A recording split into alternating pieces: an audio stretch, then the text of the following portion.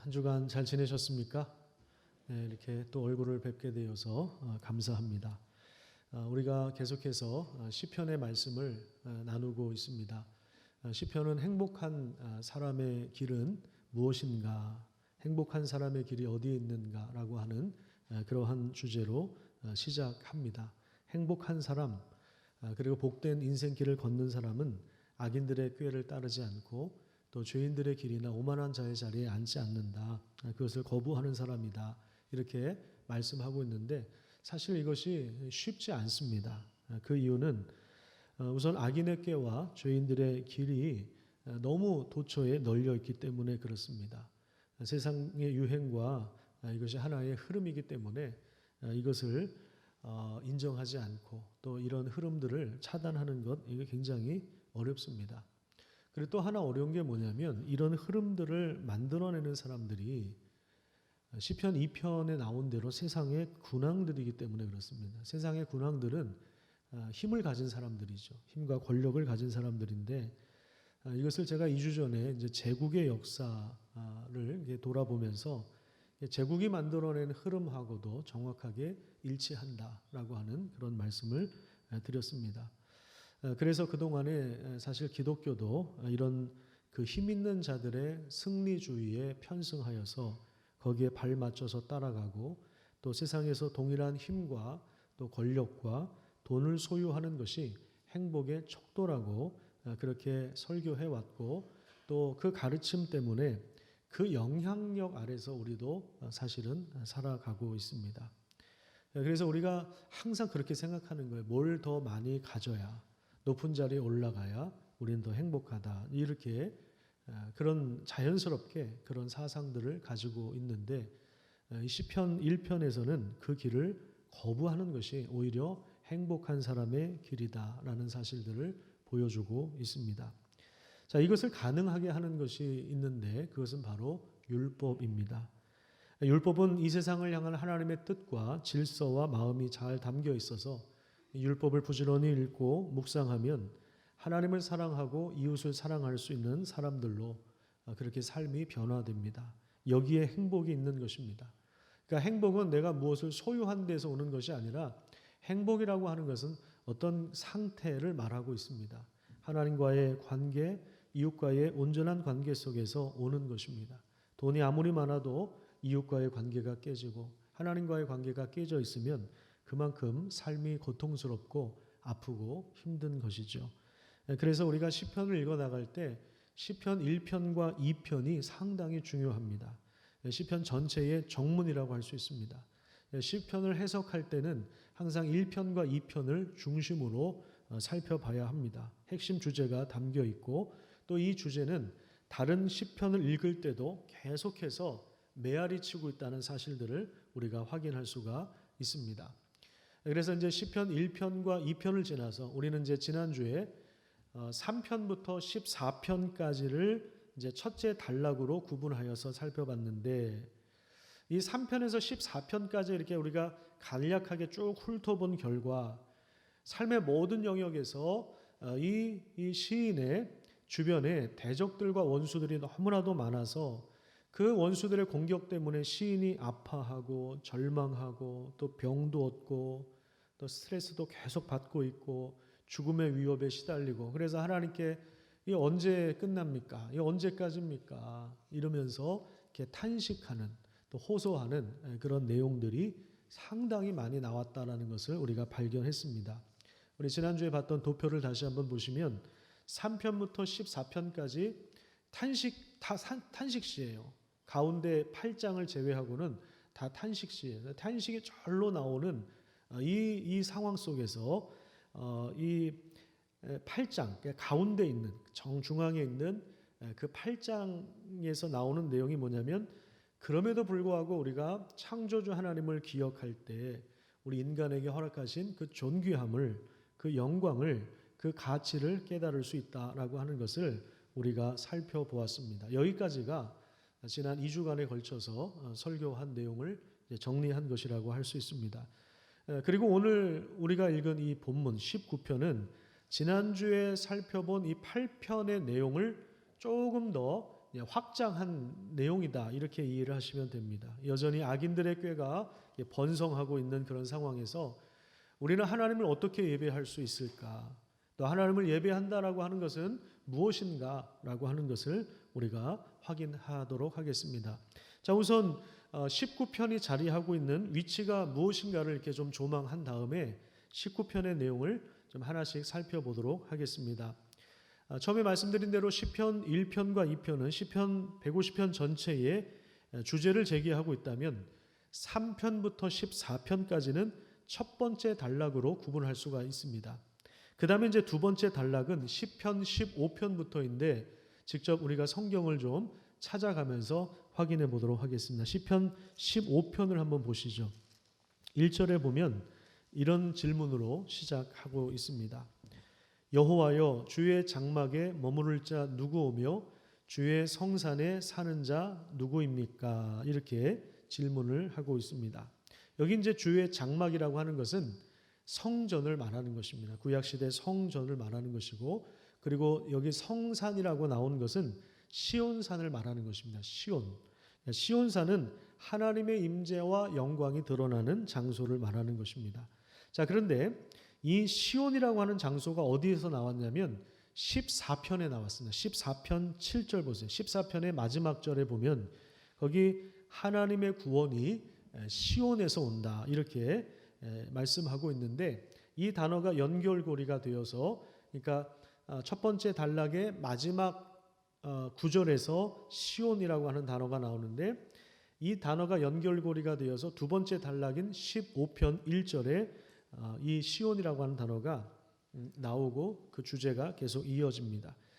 이 장 15장의 내용은 그래서 성전 임예송이라고도 불립니다. 우리가 예배 드릴 때 다 함께 일어나서 임예송으로 하나님을 찬양했잖아요. 주의 영광 이곳에 가득해 하면서 이렇게 하나님을 예배하면서 나아갔죠.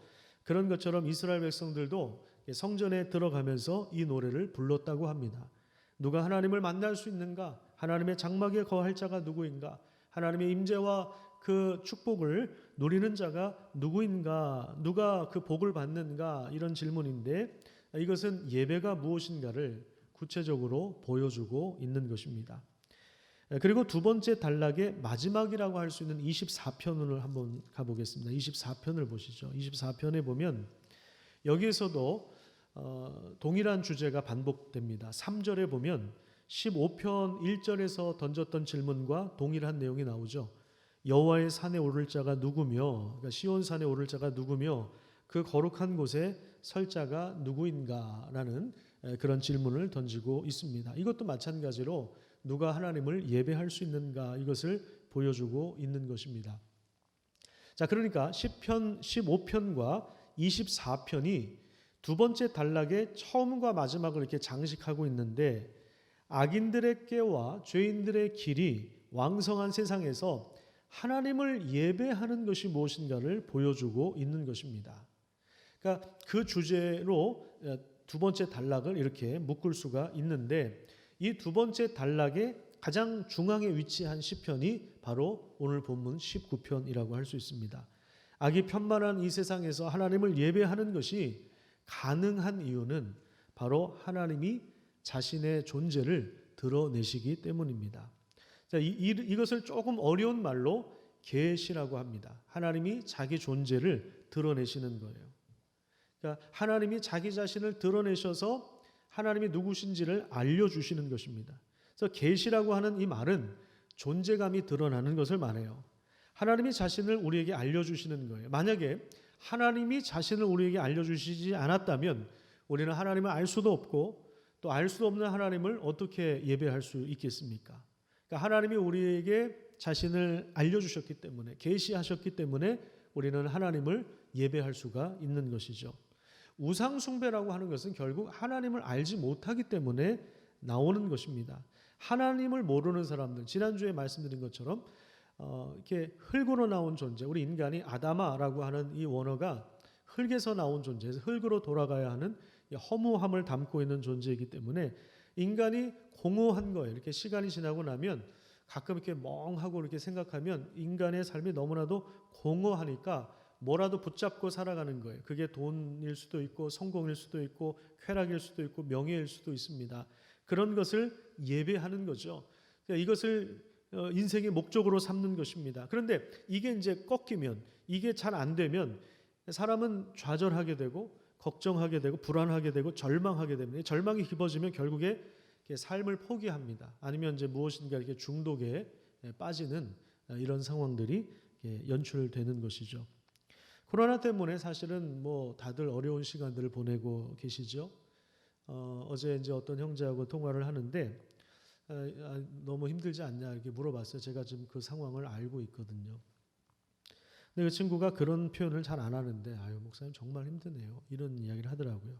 매달 정해진 비용이 이렇게 지출되어야 되는데 수입이 일정하지 않고 원활하지가 않으니까 감당하기가 너무나도 버거운 거예요.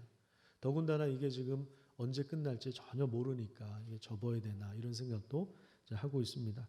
제 주변에 있는 또 목사들도 어려운 소식들이 속속 들려오고 있습니다. 그래서 어떤 목사님은 이제 아르바이트를 해서 생계를 유지하기도 하고요. 또 사역제를 새로 구해야 되는데 못 구하는 분들도 있고요. 또 월세를 내야 하는 교회나 또 빚을 갚아야 하는 교회는 더더욱 지금 어려운 상황에 처해 있습니다. 그런데 이게 이제 언제 끝날지 모르니까 더 답답하고 절망이 깊어질 수밖에 없는 그러한 현실을 우리가 지나고 있습니다. 이런 고난의 이렇게 상황이 계속 이렇게 펼쳐지면 드러나는 것이 뭐냐면 그동안에 내가 붙잡고 있었던 것이 뭔가 이게 이제 서서히 드러나기 시작합니다. 우리가 잘 나갈 때는 그런 생각을 잘 안 해요. 그런데 고난의 때가 오면 그동안에 내가 무엇을 위해서 살았느냐, 내 명예인가, 내 성공인가, 어떤 쾌락인가 이런 부분들을 좀 이렇게 깊이 성찰하게 됩니다. 분명히 어려운 시기를 우리가 지나고 있지만 이 어려움을 통해서 우리 자신들을 우리 인생을 깊이 성찰할 수 있는 그러한 시간을 삼으시기를 바랍니다. 고난이 많고 악이 창궐하는 세상 속에서도 그럼에도 불구하고 하나님은 우리에게 여전히 자기 자신을 드러내십니다. 우리에게 그 존재감을 드러내셔요. 여전히 하나님은 우리에게 자신을 드러내십니다. 계시하십니다. 그래서 우리는 여전히 하나님을 예배할 수가 있는데 그러면 하나님이 어떻게 계시하시는가? 하나님이 그 존재감을 어떻게 드러내시는가를 우리가 함께 오늘 본문을 통해서 살펴보도록 하겠습니다. 우선 첫 번째로 하나님은 창조를 통해서 자기 자신을 드러내십니다. 본문 1절부터 4절까지 우리 같이 한번 읽어보도록 하겠습니다. 옆에 사람한테 침이 튀지 않을 정도만큼 읽어주시기 바랍니다. 시작. 하늘이 하나님의 영광을 선포하고 궁창이 그의 손으로 하신 일을 나타내는도다. 날은 날에게 말하고 밤은 밤에게 지식을 전하니 언어도 없고 말씀도 없으며 들리는 소리도 없으나 그의 소리가 온 땅에 통하고 그의 말씀이 세상 끝까지 이르도다. 하나님이 해를 위하여 하늘에 장막을 베푸셨도다. 자, 1절에 보면 하나님의 영광이 선포되고 있죠. 하나님의 영광이라고 하는 건 뭐냐면 하나님의 위엄에서 나오는 광채를 말하는 것입니다. 하나님의 영광이 그런데 어디서 선포되고 있습니까? 1절을 다시 한번 보시면 하늘과 궁창입니다. 궁창은 해와 달과 별이 존재하고 있는 그러한 그 하늘 아래의 영역을 이제 궁창이라고 이야기하는데요. 자, 이것은 창세기 1장에서 하나님이 말씀으로 존재하게 하신 창조 세계입니다. 그러니까 하나님이 만드신 창조 세계 안에 하나님의 영광이 드러나는 거예요. 하나님의 존재와 그 위엄이 드러나고 있는 것입니다. 그리고 여기 이제 재미있는 표현이 있는데 2절에 보면 날은 날에게 말하고 밤은 밤에게 지식을 전한다. 근데 무엇을 전합니까? 바로 하나님의 영광을 서로 전하고 주고받고 찬양하는 것입니다. 자, 그런데 놀라운 사실은 3절에 보면 언어도 없어요. 말씀도 없어요. 들리는 소리가 없어요. 그런데도 서로 주고받는다 이 말이에요. 이게 참 놀라운 것이죠. 오늘 지금 이 시간에 이 예배는 유튜브를 통해서 실시간으로 중계를 합니다. 예전부터 좀 고민을 하다가 우리가 이제 언제 이사 갈지 모르니까 참았어요. 참다가 이게 요즘 투자를 해야 되나 말아야 되나 고민을 하다가 이번 주에 이 방송 시스템에 좀 투자를 했습니다. 기존에 있는 것들을 살려서 좀 더 업그레이드를 시켰어요. 그래서 그동안에는 이제 금요일 날 제가 예배를 녹화를 해서 토요일 날 하루 종일 우리 교육자분들이 편집하고 그리고 이제 주일 날 아침에 이제 송출을 이렇게 전송을 해드렸는데 이 시스템이 조금 업그레이드 돼가지고 이제 아까 9시 예배를 이렇게 통으로 그냥 편집해서 이제는 송출할 수가 있어요. 한 12시, 1시 정도 되면 이제 전송할 수가 있습니다. 그리고 지금 이 11시 예배는 실시간으로 중계가 됩니다. 아마 지금 집에서 예배 드리시는 분들은 실시간으로 같이 이 예배에 참여할 수가 있습니다. 여기서 예배 드리는 소리가 각 가정에서 연결된 채널을 통해서 들려지는 것입니다. 뭔가 장치가 있으니까 이게 가능한 거죠. 그런데 참 신기한 게 여기 3절에 보면 언어도 없고 뭐 들리는 소리도 없고 그런데 서로 전해주고 알아듣고 또 전달하는 것입니다. 손과 발이 없지만 천체가 역동적으로 움직이며 하나님의 영광을 드러내고 찬양하고 있는 것입니다. 인간은 그 소리를 듣지 못하지만 이 우주적인 속삭임은 지금도 진행되고 있다는 사실을 보여주고 있습니다.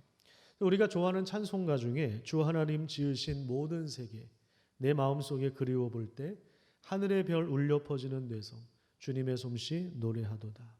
숲속에서 지저귀는 저 새소리들과 고요하게 흐르는 시냇물은 주님의 솜씨 노래하도다. 이런 가사들은 모두 창조 세계가 하나님의 영광을 찬양하고 드러내고 있음을 알려주는 것입니다.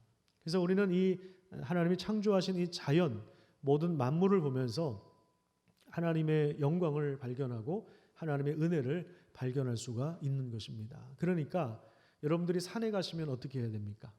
산에 가시면 흐르는 시냇물을 통해서 이게 하나님의 솜씨라고 하는 사실들을 깨달아야 됩니다. 산에 가시면 여러분들 뭐부터 하시죠? 나물부터 캘 생각하고 계시잖아요. 그걸 캐기 전에 이게 하나님이 얼마나 풍성한 분인가, 먹거리를 이렇게 우리 인간을 위해서 이렇게 두신 게 얼마나 하나님이 정말 풍성한 분이구나. 인간은 서로 더 조금이라도 가지려고 싸우는데 산에 가면 산 속에 사시는 분들 그 프로가 생각이 안 나요. 자연인 그런 건 바로바로 대답하시네. 그 자연인들 보면은 산 속에 들어가서 치유를 경험하는 분들이 굉장히 많습니다. 그분들은 욕심 부리지 않아요. 왜냐하면 뭐 너무 풍성하니까. 그래서 그런 그 풍성함을 우리가 보게 되고요. 이렇게 예민하신 분들은 영성이 깊은 분들은 이렇게 하나님의 임재를 경험할 수도 있습니다. 영성이 없는 분들은 그냥 나물만 따고 내려오시는데 영성이 깊은 분들은 여기서 하나님을 이렇게 정말 실제로 만날 수도 있어요. 그래서 이렇게 지나간 이렇게 역사를 보면요, 그 진짜 이렇게 경건했던 사람들, 정말 이게 영성이 깊은 분들은 하늘과 별을 바라보면서 이렇게 산 속에 들어가서 자연 속에서 하나님을 깊이 만나고 이렇게 하나님을 생각하는, 하나님과 교제하는 이런 일들이 실제로 있었습니다. 미국에서 가장 그 뛰어난 신학자로 존경받는 조나단 에드워즈라고 하는 분이 있어요. 18세기 분입니다. 빨리 받으세요. 이게 내 전화라고 생각을 못 하실 수도 있어요. 이분은 이렇게 말을 이렇게 그 책을 보면 이분의 전기를 보면 이분은 이렇게 말을 이렇게 자주 타고 이렇게 산 속에 들어가서 거기에서 이제 하나님의 임재와 영광을 느낍니다. 하나님과 교제하기 위해서 산 속으로 말을 타고 들어가는 거예요. 저도 우리 교회에서 저한테 말 한 마리 좀 사주시면 새벽기도 끝나고 말 타고 여기 산에 가고 그러면 뛰어난 신학자가 될 것 같습니다. 이렇게 산속 깊은 곳에 들어가서 거기에 서려 있는 그 하나님의 영광을 경험하고 하나님과 달콤한 교제를 누렸던 그 역사를 돌아보면 그런 좀 분들도 많이 있어요. 그 다음에 이제 5절과 6절을 한번 보시면요. 해는 그의 신방에서 나오는 신랑과 같고 그에게를 달리기를 기뻐하는 장사. 여기 장사라고 번역되는데 전사입니다. 전사, 워리어를 말하는 거예요. 하늘 이 끝에서 나와서 하늘 저 끝까지 운행하며 그의 열기에서 피할 자가 없도다. 하나님의 창조물 중에 지금 누구를 내세워서 이야기하고 있냐면 태양을 내세우는 거예요. 태양을 내세워서 뭐에 비유하냐면 신랑과 전사에 비유하는 것입니다. 아침에 떠오르는 태양이 마치 이렇게 신방에서 나오는 신랑과 같아서 힘있고 밝은 모습을 보여주고 있고, 그 다음에 서쪽으로 붉은 열기를 품어내는 태양은 마치 전투를 마치고 막사로 들어오는 전사와도 같다. 땀이 쫙 흥건하게 배어 있는 상태에서 이렇게 막사로 들어오는 전사와도 같다. 그렇게 이야기하고 있습니다. 그렇게 표현하고 있어요. 중요한 사실은 이 태양의 빛이 하늘 이 끝에서 저 끝까지 이렇게 운행합니다. 운행한다고, 물론 과학적으로는 그 얘기가 다른 얘기지만 그렇게 좀 시적으로 표현을 하고 있습니다.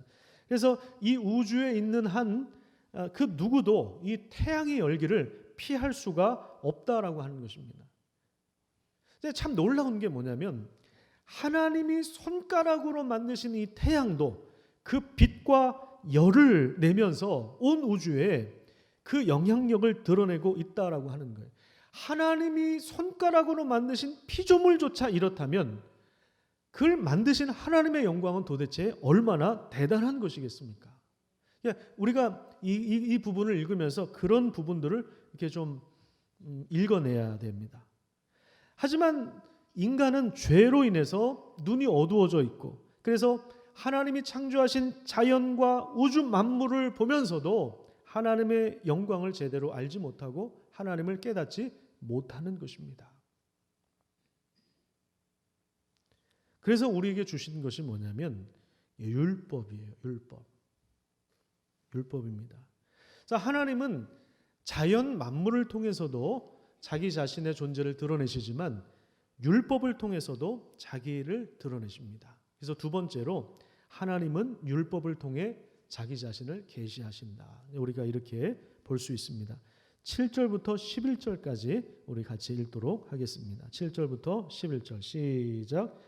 여호와의 율법은 완전하여 영혼을 소성시키며 여호와의 증거는 확실하여 우둔한 자를 지혜롭게 하며 여호와의 교훈은 정직하여 마음을 기쁘게 하고 여호와의 계명은 순결하여 눈을 밝게 하시도다.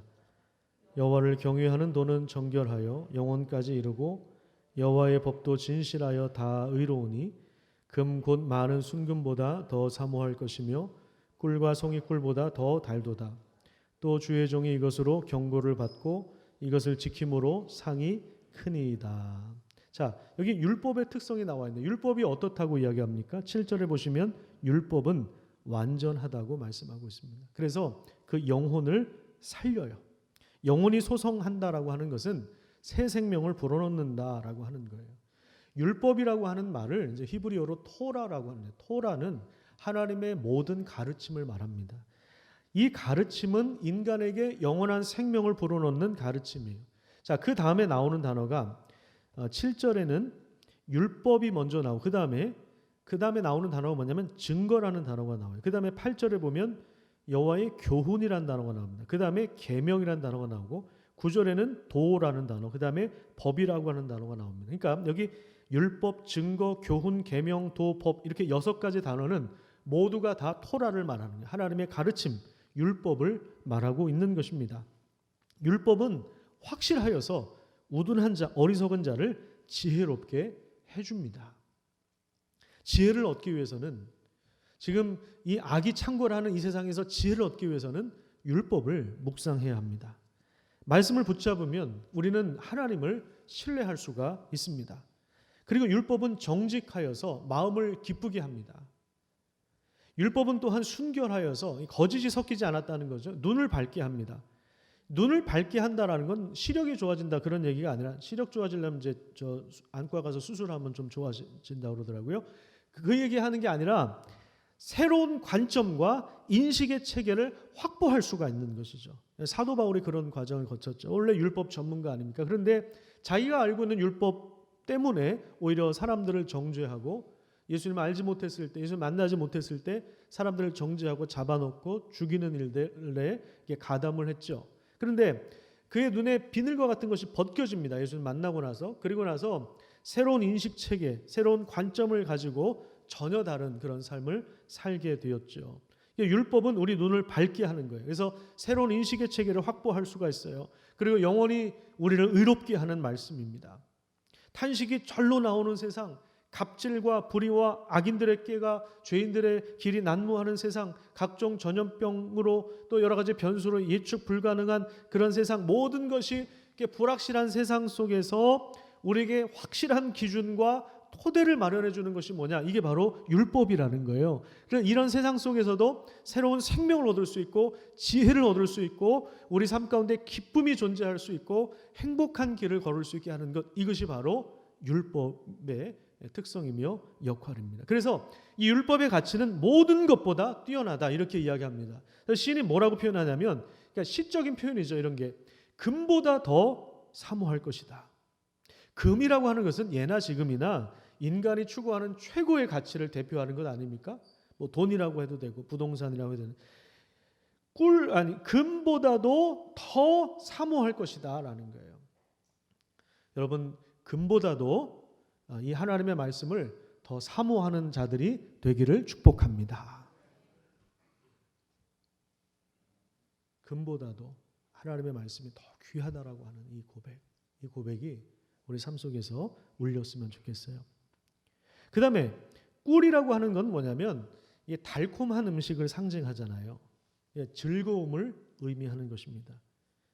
그러니까 율법의 가치는 금보다, 꿀보다, 그러니까 인간 생활에 필요한 모든 음식보다도, 모든 돈, 인간이 최고로 여기는 가치보다도 훨씬 더 귀하다. 그래서 이 율법을 즐거워하고 묵상할 때 우리 하나님을 알게 되고 우리 인식이 떠지고 눈이 떠지고 새로운 사상을 갖게 되고 하나님 온전히 예배하게 되고, 그래서 결국 여기에 뭘 받는다고 이야기해요? 상을 받는다. 상을 받는다. 그래서 상이라고 하는 건 뭐냐면 하나님과 바른 관계를 맺어서 온 우주 만물 가운데 드러난 하나님의 영광과 질서를 바로 인식하고 그 질서에 따라서 가치관을 정립하고 삶의 규모를 세워서 지혜롭고 행복한 삶을 살아가는 것을 말하는 것입니다. 이것이 지혜이고 이것이 우리에게 주신 율법이고 율법이 우리에게 주는 상이라고 할 수 있습니다.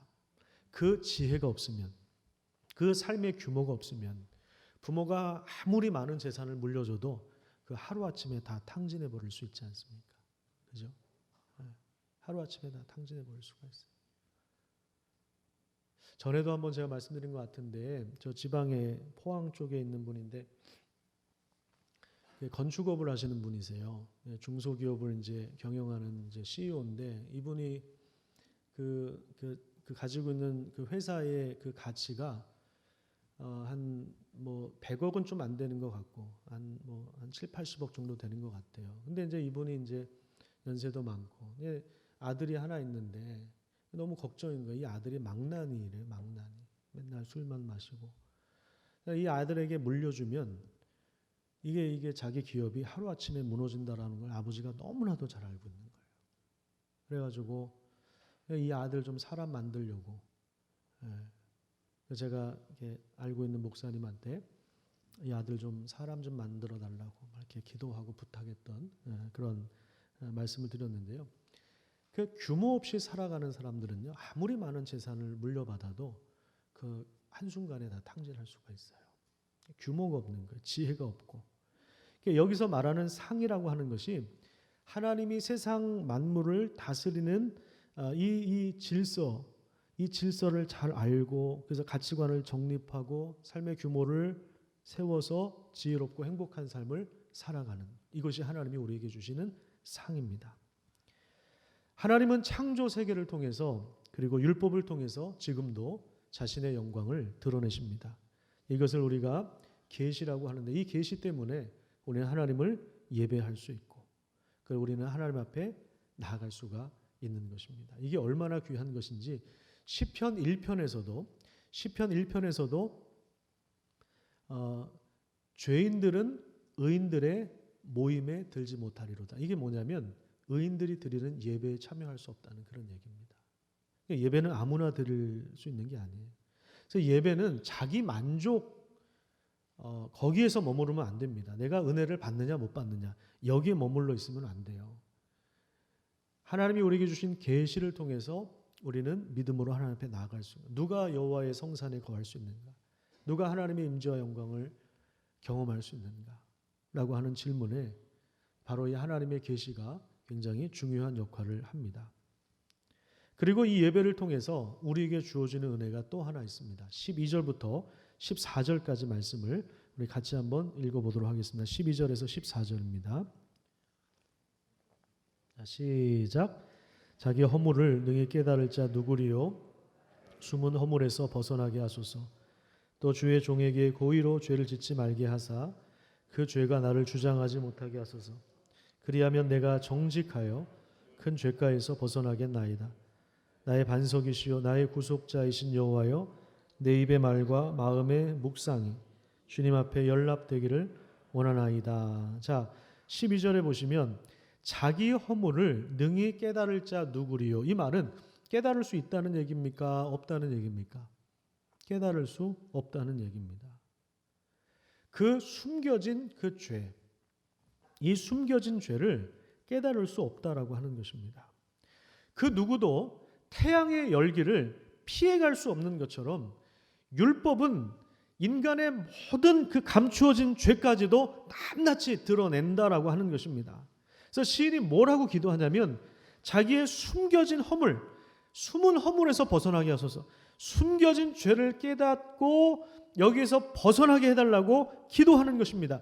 죄라고 하는 것은 내가 의도적으로 짓는 것도 있지만, 죄라고 하는 것은 내가 알고 있는데 이게 죄인데 죄라는 걸 알지만 연약해서 짓는 것도 있고, 그리고 더 무서운 건 뭐냐면 이게 죄인지도 모르고 짓는 경우도 상당히 많다라고 하는 것입니다.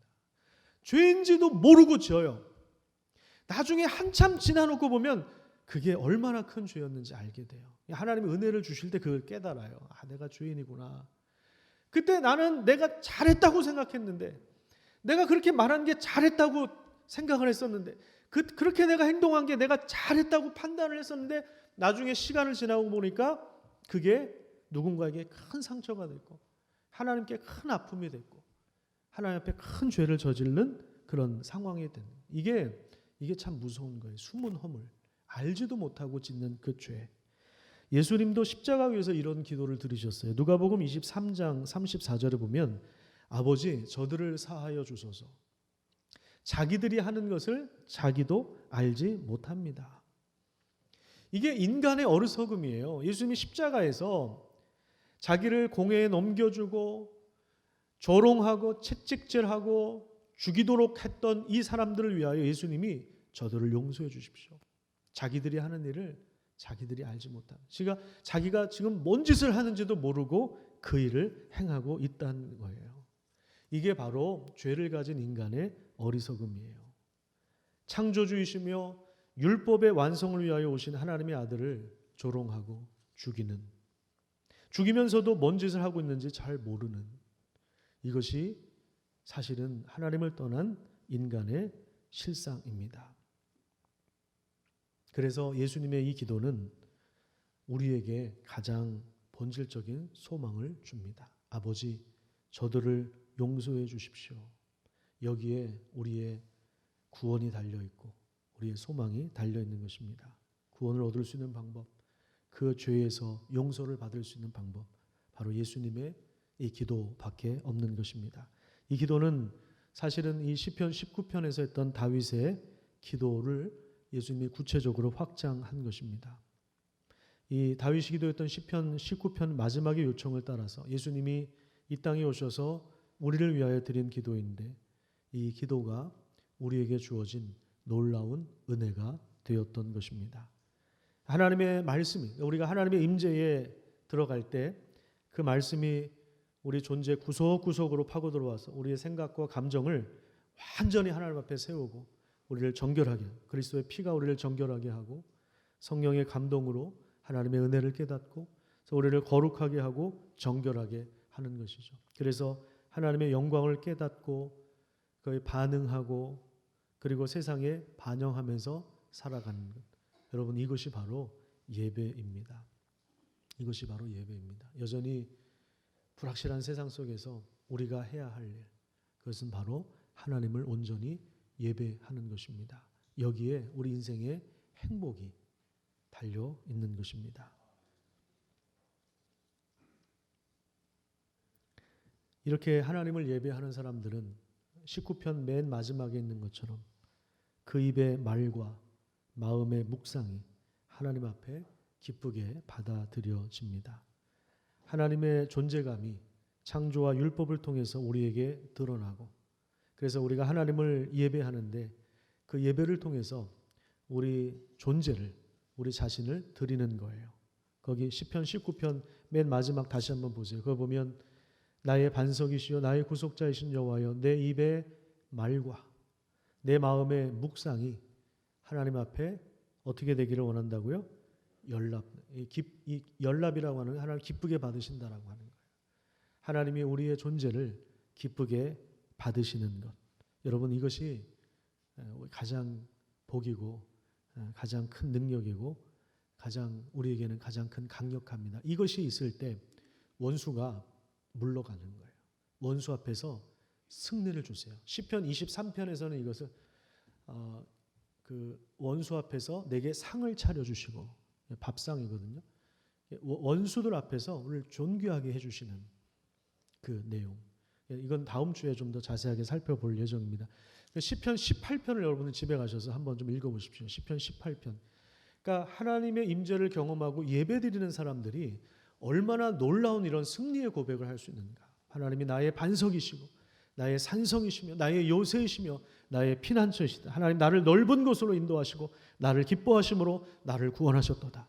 내 입의 말과 내 마음의 묵상이 주님께 연락되기를 원한다라고 하는 것의 이 구체적인 의미는 우리 삶 속에서 우리를 힘들게 했던, 우리를 압박했던 그런 모든 눈에 보이지 않는 원수들이 물러가고, 하나님이 우리의 피난처시며 우리의 힘이심, 내가 주님을 사랑합니다 고백하는 것으로 연결되게 되어 있는 것입니다. 이 부분은 다음 주에 조금 더 자세하게 나누도록 하겠습니다. 다음 주도 오시라는 이야기입니다. 기도하겠습니다.